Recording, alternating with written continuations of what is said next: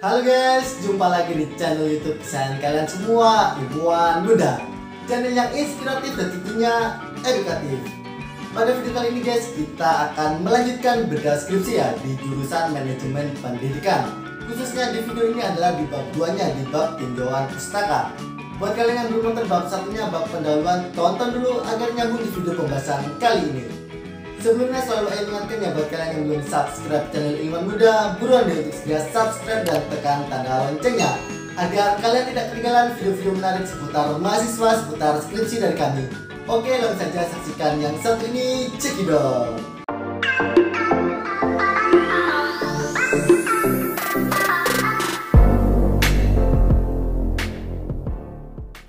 Halo Sobat Ilmuwan Muda, kemarin kita sudah membahas terkait bab 1 ya. Sekarang kita akan lanjut untuk membahas bab 2. Oke, bab 2 ya. Nah, bab 2 sendiri teman-teman disebut banyak ya istilahnya. Ada yang menyebut tinjauan pustaka, lalu ada juga landasan teori, ada juga yang mengatakan kajian teori, dan ada juga yang mengatakan tinjauan teori. Tapi di bab 2 skripsi kali ini namanya adalah kajian teori. Kemudian apa saja yang harus diperhatikan? Yang pertama teman-teman, 1. Ide pokok yang digunakan sama seperti pendahuluan atau latar belakang, akan tetapi lebih disempurnakan lagi. Apa maksud disempurnakan di sini? Disempurnakan berarti dijabarkan lebih luas lagi karena isi dari bab 2 tentu lebih banyak daripada pendahuluan. Meskipun ide pokok yang dikembangkan ini sama ya teman-teman. Jadi sama membahas terkait pertama pendidikan. Bisa dari pendidikan itu apa sih, lalu pentingnya pendidikan itu apa. Misalnya saat ini pendidikan sangat penting karena merupakan salah satu aspek fundamental yang menjadi faktor penggerak dalam hampir semua aspek yang ada. Mulai dari aspek ekonomi, sosial, hukum, dan aspek lainnya. Kemudian pembiayaan pendidikan.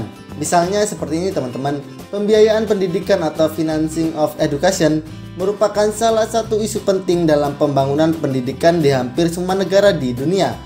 Dapat dikatakan bahwa proses pendidikan tidak dapat berjalan tanpa adanya dukungan biaya. Dari penjelasan ini dapat dikatakan bahwa tanpa adanya biaya kegiatan tidak akan berjalan secara maksimal. Terlebih pada proses pendidikan di sekolah, biaya yang berasal dari pemerintah pusat, daerah, ataupun orang tua harus dimanfaatkan dengan sebaik-baiknya. Maka mengkerucut ke pengelolaan pembiayaan pendidikan. Tujuan pengelolaan pembiayaan pendidikan adalah bagaimana pembiayaan pendidikan ini dapat menghasilkan produktivitas yang bermutu dengan proses belajar mengajar.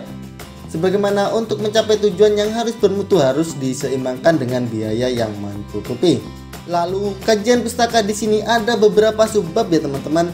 Yang pertama A, konsep pembiayaan pendidikan. Kemudian yang B, pengelolaan pembiayaan pendidikan. Kemudian yang C, hasil penelitian yang relevan, dan yang D, kerangka berpikir. Serta yang E ada skema kerangka berpikir. Oke, mari kita bedah isi bab 2-nya satu persatu. Yang pertama, A, konsep pembiayaan pendidikan. Pada poin ini dijelaskan beberapa literatur terkait konsep pembiayaan pendidikan. Pada poin ini, A, konsep pembiayaan pendidikan oleh penulis dibagi lagi menjadi subbab-subbab yang lebih spesifik lagi, yakni yang pertama pengertian pembiayaan, lalu yang kedua pengertian pendidikan, yang ketiga definisi pembiayaan pendidikan, yang keempat prinsip-prinsip model pembiayaan, yang kelima jenis-jenis pembiayaan pendidikan, yang keenam sumber-sumber biaya pendidikan, dan yang ketujuh adalah model biaya pendidikan. Kita ambil contoh literatur yang menjelaskan model biaya pendidikan. Misalnya saja, apabila kita melihat pendidikan di Indonesia, model pembiayaan pendidikan yang diterapkan di sekolah-sekolah saat ini yang ada di Indonesia yaitu model flat grant model, dengan pendekatan makro, yaitu mendapatkan sumber biaya utama dari pemerintah yang bersifat merata seluruh wilayah dengan menghitung jumlah peserta didik sebagai acuan dalam mengalokasikan pengeluaran. Ini menurut UHAR tahun 2010. Kemudian bagian yang B, pengelolaan pembiayaan pendidikan. Pada poin ini dijelaskan beberapa literatur terkait pengelolaan pembiayaan pendidikan. Dan oleh penulis pada poin ini dibagi lagi menjadi subbab-subbab yang lebih spesifik lagi, yakni yang pertama perencanaan pembiayaan, yang kedua pelaksanaan pembiayaan, yang ketiga evaluasi pembiayaan, dan yang keempat pengawasan pembiayaan. Kita ambil contoh literatur yang menjelaskan poin keempat, pengawasan pembiayaan. Misalnya, pengawasan adalah aktivitas menilai baik catatan atau record dan menentukan prosedur-prosedur dalam mengimplementasikan anggaran apakah sesuai dengan peraturan, kebijakan, dan standar-standar yang berlaku. Ini menurut Sri tahun 2011. Selanjutnya subbab yang ke-C, hasil penelitian yang relevan. Berikut penelitian-penelitian yang sebelumnya pernah dilakukan yang masih memiliki relevansi dan keterkaitan dengan variabel pada penelitian ini. Antara lain yang pertama menurut Ahmad Faizal Fahmi pada tahun 2014 dengan judul penelitian implementasi manajemen pembiayaan di Madrasah Aliyah atau MA pembaharuan. Dari penelitian ini dapat diketahui bahwa perencanaan pada Madrasah Aliyah pembaharuan sudah berjalan dengan sangat baik. Mulai dari tahap sekolah memberikan arahan sebelum melaksanakan tugas, kemudian pelaksanaannya pun sudah baik dilihat dari pengalokasian yang mengacu pada RKAS. Dan sumber pembiayaan pada Madrasah Aliyah pembaharuan sudah berjalan dengan baik mulai dari proses perolehan sumber dana dan pengalokasiannya. Kemudian yang kedua, Siti Khadijah pada tahun 2014 dengan judul penelitian manajemen pembiayaan pendidikan di sekolah dasar juara rumah kebagusan.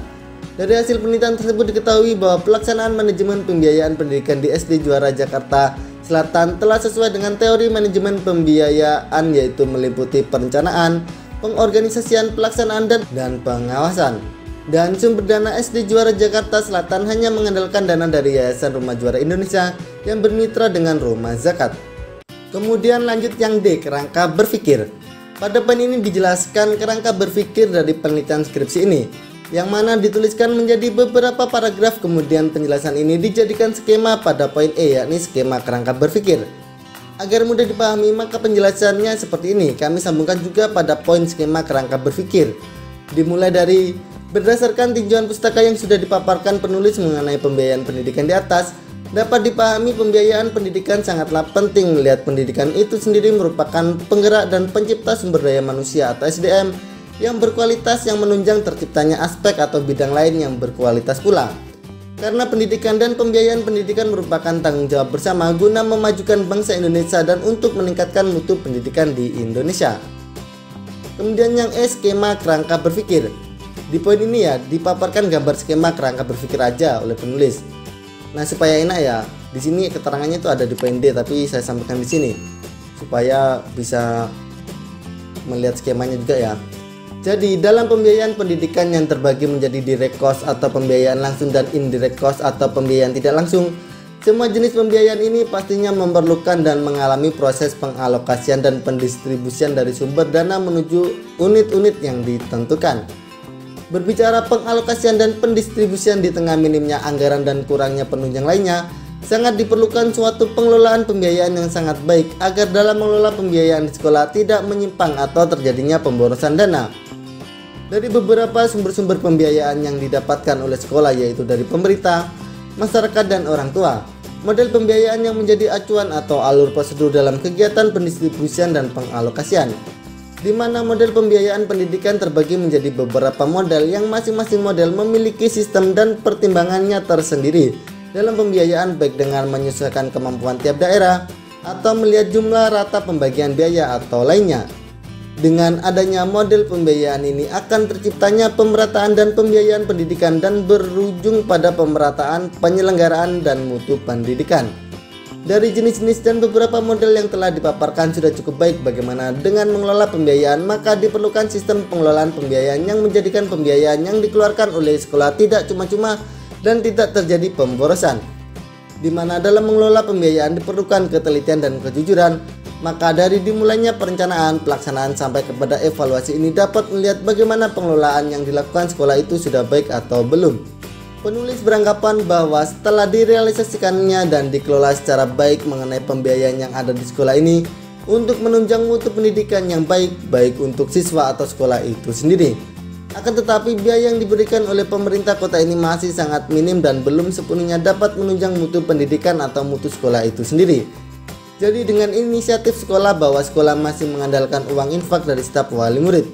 Kemudian dari penelitian apabila diketahui pengelolaan pembiayaan pendidikan belum efektif, maka perlu ada tindak lanjut untuk menilai dan mengevaluasi pengelolaan pembiayaan pendidikan di SMK Negeri 3 Kota Tangerang Selatan.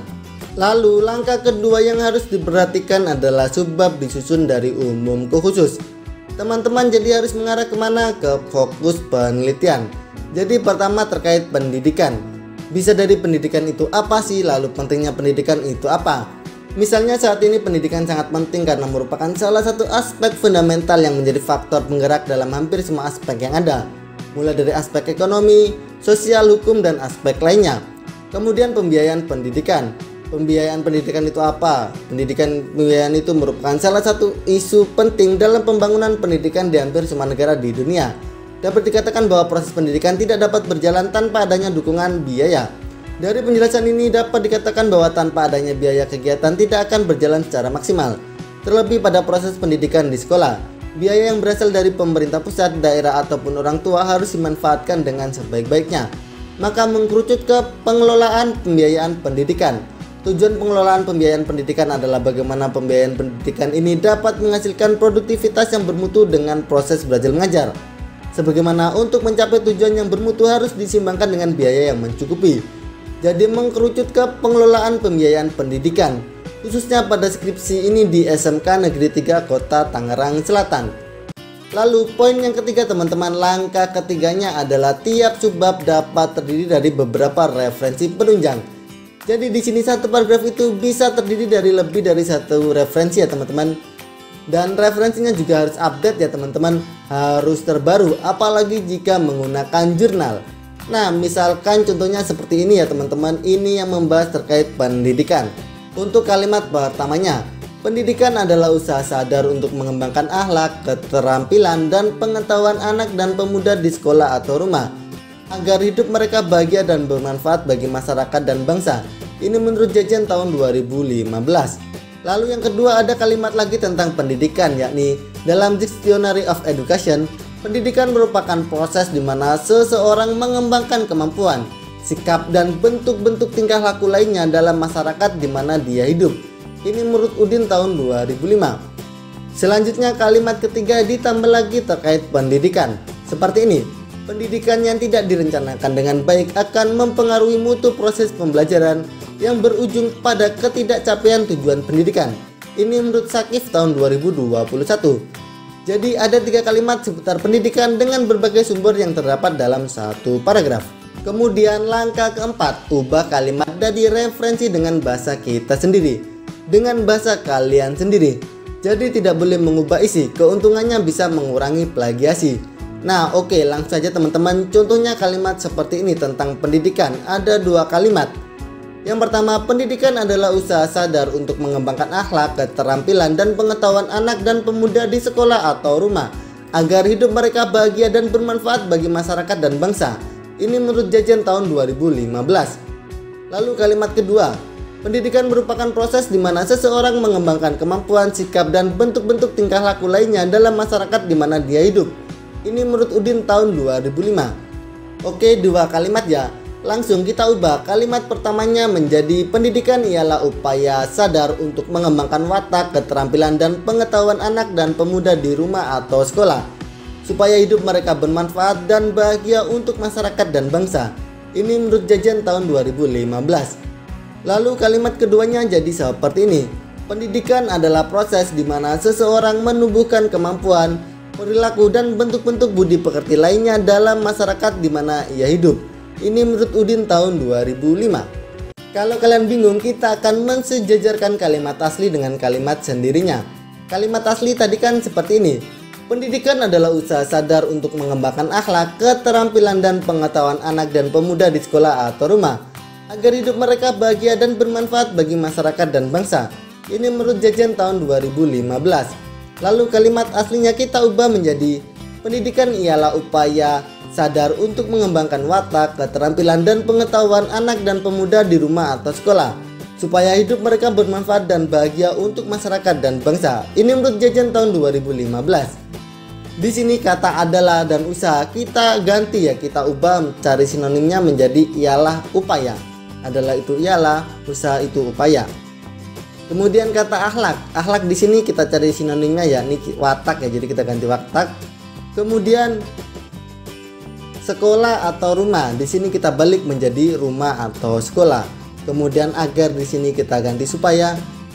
Kemudian bahagia dan bermanfaat kita balik menjadi bermanfaat dan bahagia. Kemudian bagi kita ganti menjadi untuk. Nah, di situ kan sudah berubah ya teman-teman. Kita cari sinonimnya kata-kata yang bisa kita ganti. Kemudian lanjut ke kalimat keduanya. Kalimat aslinya tadi kan seperti ini. Pendidikan merupakan proses di mana seseorang mengembangkan kemampuan, sikap, dan bentuk-bentuk tingkah laku lainnya dalam masyarakat di mana dia hidup. Ini menurut Udin tahun 2005. Lalu kalimat sendiri, kalimat kalian seperti ini. Pendidikan adalah proses di mana seseorang menumbuhkan kemampuan, perilaku, dan bentuk-bentuk budi pekerti lainnya dalam masyarakat di mana ia hidup. Ini menurut Udin tahun 2015. Di sini bisa teman-teman lihat merupakan kita ganti adalah, kemudian mengembangkan kita ubah menjadi menumbuhkan, kemudian sikap kita ganti perilaku, kemudian tingkah laku kita ubah menjadi budi pekerti, dan dia kita ubah menjadi ia. Nah, jadi begitu ya teman-teman, kita cari sinonimnya kata-kata yang akan kita rubah. Jadi intinya parafrase adalah penyajian kembali atau penulisan ulang sebuah konten atau pernyataan yang telah dibuat oleh orang lain dengan menggunakan kata-kata sendiri tanpa mengubah maknanya. Kita bisa mengganti katanya menggunakan sinonimnya, dan kita juga boleh merubah susunan katanya asalkan dengan catatan tidak boleh mengubah maknanya.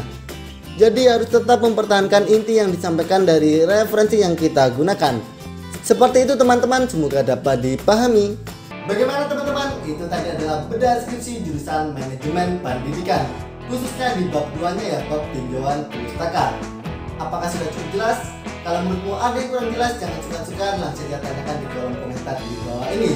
Dan apabila menurut kalian video ini bermanfaat, jangan lupa untuk like, komen, dan share video ini ke teman-teman kalian semuanya. Oke, cukup sekian dari Ayam, salam dari kami, salam ilmuwan muda.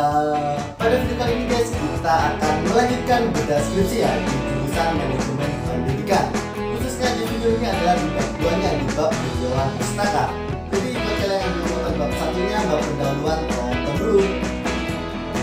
Buat kalian yang belum nonton bab 1-nya, bab pendahuluan,